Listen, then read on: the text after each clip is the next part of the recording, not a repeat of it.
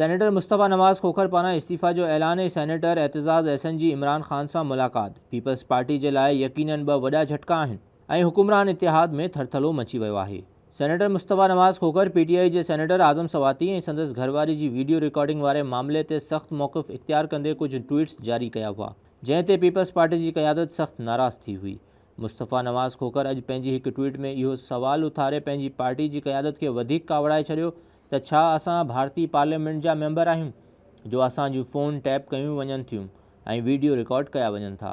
अहिड़े सख़्त मौक़िफ़ खां पोइ ज़रियनि मूजिबि फारूक एच नाइक सेनेटर मुस्तफ़ा नवाज़ खोखर सां मुलाक़ात करे खेसि पार्टी क़यादत जो पैगाम पहुचायो ऐं चयो त पार्टी क़यादत तव्हांजी इस्तीफ़ा चाहे थी।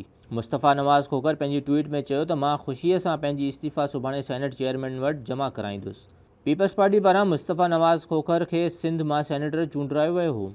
पीपल्स पार्टी के ॿियो झटको उन वक़्तु लॻो जॾहिं सीनियर अॻवान ऐं सेनेटर एतज़ाज़ अहसन हमले में ज़ख़्मी थियल पीटीआई चेयरमैन इमरान ख़ान जे घर ओचितो हलियो वियो। एतज़ाज़ अहसन चयो त इमरान ख़ान हिकु बहादुर माण्हू आहे ऐं मुंहिंजो पाड़ेसिरी आहे। इमरान ख़ान जी अयादत करण लाइ पार्टीअ खां इजाज़त वठण जी का ज़रूरत न आहे।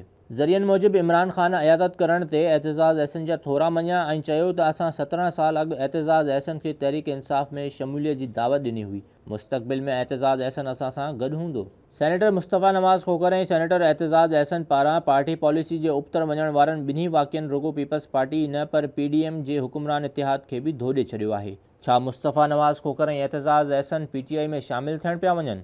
इन सवाल जो जवाब त ईंदड़ ॾींहं में ई मिली सघंदो, पर फ़िलहाल अहिड़ो सवाल करण बि वक़्त खां अॻु हूंदो।